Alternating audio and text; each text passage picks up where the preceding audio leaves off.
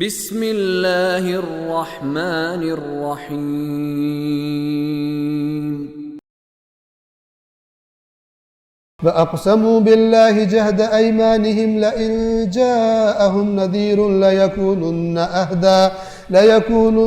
أَهْدَى مِنْ إِحْدَى الْأُمَمِ فَلَمَّا جَاءَهُمْ نَذِيرٌ مَا زَادَهُمْ إِلَّا نُفُورًا اسْتِكْبَارًا فِي الْأَرْضِ وَمَكْرَ السَّيِّئِ وَلَا يَحِيقُ الْمَكْرُ السَّيِّئُ إِلَّا بِأَهْلِهِ فَهَلْ يَنظُرُونَ إِلَّا سُنَّةَ الْأَوَّلِينَ فَلَن تَجِدَ لِسُنَّةِ اللَّهِ تَبْدِيلًا وَلَن تَجِدَ لِسُنَّةِ اللَّهِ تَحْوِيلًا أَوَلَمْ يَسِيرُوا فِي الْأَرْضِ فَيَنظُرُوا كَيْفَ كَانَ عَاقِبَةُ الَّذِينَ مِن قَبْلِهِمْ وَكَانُوا أَشَدَّ مِنْهُمْ قُوَّةً وَمَا كَانَ اللَّهُ لِيُعْجِزَهُ مِن شَيْءٍ فِي السَّمَاوَاتِ وَلَا فِي الْأَرْضِ إِنَّهُ كَانَ عَلِيمًا قَدِيرًا وَلَوْ يُؤَاخِذُ اللَّهُ النَّاسَ بِمَا كَسَبُوا مَا تَرَكَ عَلَى ظَهْرِهَا مِن دَابَّةٍ وَلَكِن يُؤَخِّرُهُمْ إِلَى أَجَلٍ مُّسَمًّى فَإِذَا جَاءَ أَجَلُهُمْ فَإِنَّ اللَّهَ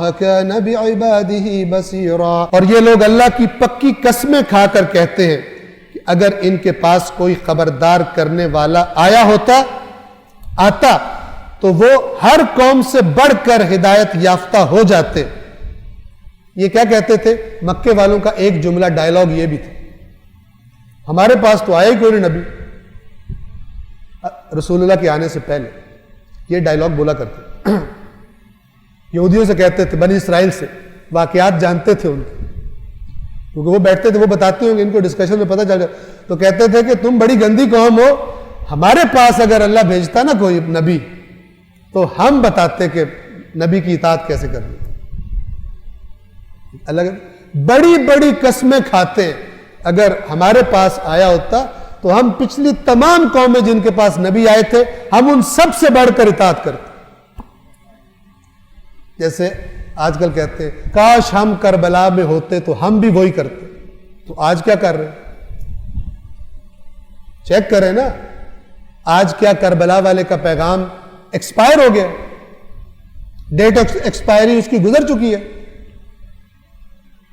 آج مثلا ویسٹرن کوئی نیا سسٹم ہے جو کربلا کی جگہ لے چکا ہے ہماری زندگیوں میں۔ مثلا کربلا گزشتہ اساطیر الاولین ہے، گزشتہ لوگوں کے افسانے ہیں کہ جو اب پریکٹیکل نہیں ہے۔ دھوکہ ہے۔ آج بھی خدا کا دین اور پیغام امام حسین ویسے ہی ہے۔ اور یہ لوگ اللہ کی پکی قسمیں کھا کر کہتے ہیں کہ اگر ان کے پاس کوئی خبردار کرنے والا آیا ہوتا تو وہ ہر قوم سے بڑھ کر ہدایت یافتہ ہو جاتی، یعنی پچھلی تمام قوموں سے۔ لیکن جب یہ اب قرآن نازل ہو رہا ہے، یعنی رسول اللہ آ گئے، یہ جو پہلے قسمیں کھا رہے تھے، اب جب خبردار کرنے والا ان کے پاس آیا ہے تو ان کی نفرت میں اور اضافہ ہوا، بجائے یہ کہ اپنی قسمیں پوری کرتے، اب تو ان کی، اور پہلے بھی دینوں کے مخالف تھے، ورنہ کہتے یہودیوں تم تو برے ہو لیکن موسیٰ سچے تھے، نبی تو تھے نا، یہ تو کہہ رہے تھے ہمارے پاس نبی کیوں نہیں آئے، تو نبی تو تھا نا، تو اس کی بات مان لیتے۔ اس وقت بھی تم آسمانی ادیان کے مخالف تھے، اور اب جب آ گیا ہے تو تمہاری اس نفرت میں اور اضافہ ہو، اب تمہیں اور آگ لگ گئی، ہمیں ڈسٹرب کرنے کے لیے آ گئی، ہمارے معاشرے کو آ کر ڈسٹرب کر دیا۔ یہ کیوں کر رہے ہیں؟ زمین میں تکبر کی وجہ سے، چونکہ یہ اکڑے ہوئے متکبر ہیں، انہوں نے زمین میں ایسا سسٹم بنایا ہوا اپنے معاشرے میں کہ جہاں کہ یہ بڑے متکبرین ہیں اور بڑے ہی سخت قسم کے، برے قسم کے مکر کرتے ہیں، یعنی جن کے، اور ایک جگہ قرآن میں ہے کہ انہوں نے بڑی چال چلی، اور ان کی چال تو اللہ کے پاس ہی تھی، اللہ دیکھ رہا تھا، ورنہ چال ایسی تھی کہ پہاڑوں کو اپنی جگہ سے ہلا دے۔ اتنے زبردست پلان، اتنے زبردست مکر کرتے ہیں، اور لوگ ان کے مکر میں آ جاتے ہیں۔ یہاں بھی کہہ رہے ہیں کہ یہ زمین میں تکبر اور بدترین مکر کرنے کے لیے یہ اس قسم کی قسمیں کھاتے ہیں، اور لیکن بعد میں پھر ان کی نفرت میں اضافہ ہو گیا ہے۔ حالانکہ یہ جو بری چال اور مکر کرتے ہیں، جو بھی بری چال چلتا ہے اس کا وبال اس چال چلنے والے پر ہی آتا ہے۔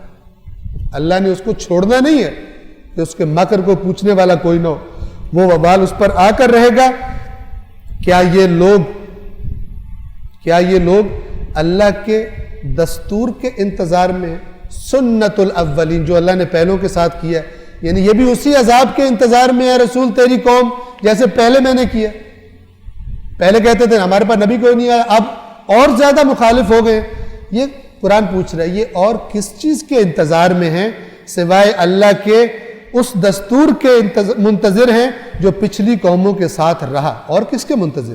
لہٰذا آپ اللہ کے دستور میں نہ ہی کوئی تبدیلی پائیں گے اور نہ ہی کوئی تبدیلی۔ اب اردو میں دونوں کے لیے تبدیل کا لفظ استعمال ہوتا ہے، ایک ہے تبدیل، ایک ہے تحویل۔ تبدیل کیا ہے؟ ایک چیز کو ہٹا کر اس کی جگہ کوئی اور چیز لائی جائے۔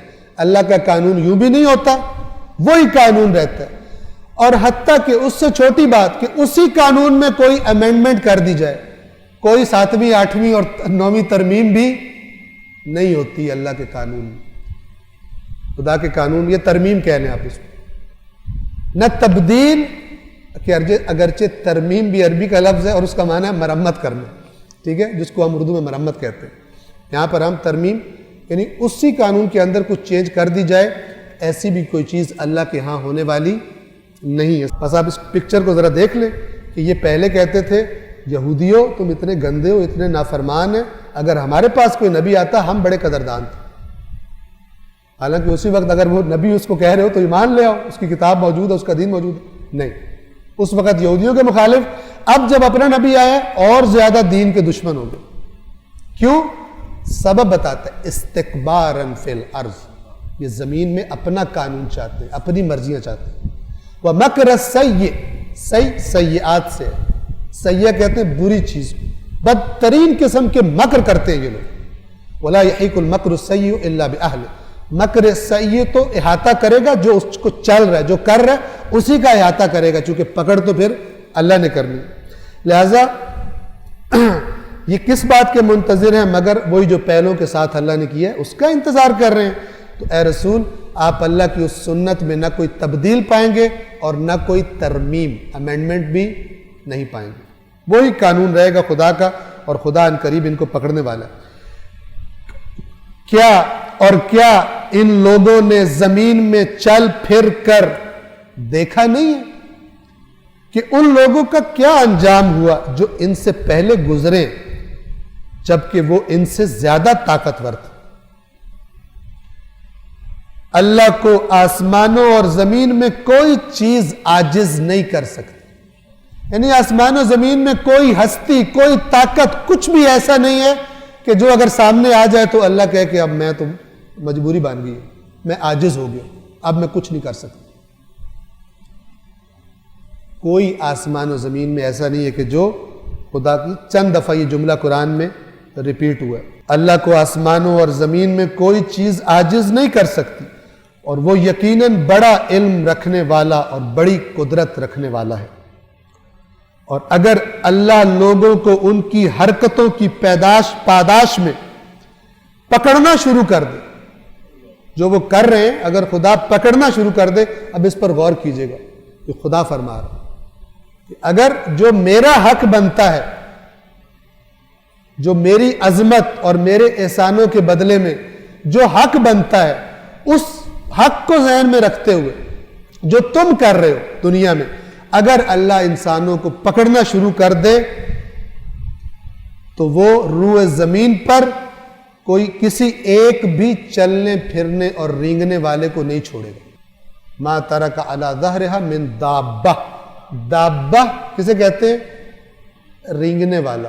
یہ اللہ نے دابہ کا لفظ بھی حقارت میں استعمال، چونکہ وہ متکبر ہے، تم جو رینگنے والے سے زیادہ حیثیت نہیں رکھتے، تم میں سے ایک کو بھی خدا نہ چھوڑے اگر پکڑنا شروع کر۔ لیکن کیوں نہیں پکڑتا؟ لیکن وہ ایک مقررہ وقت تک مہلت دیتا ہے، چنانچہ جب ان کا مقررہ وقت آ جائے گا تو پھر اللہ اپنے بندوں پر خوب نگاہ رکھے ہوئے، یعنی بھاگ کوئی نہیں سکے گا کہ بچ کے چلا جائے کہیں جا کر छुप जाए। सदक़ल्लाहुल अलीयुल अज़ीम।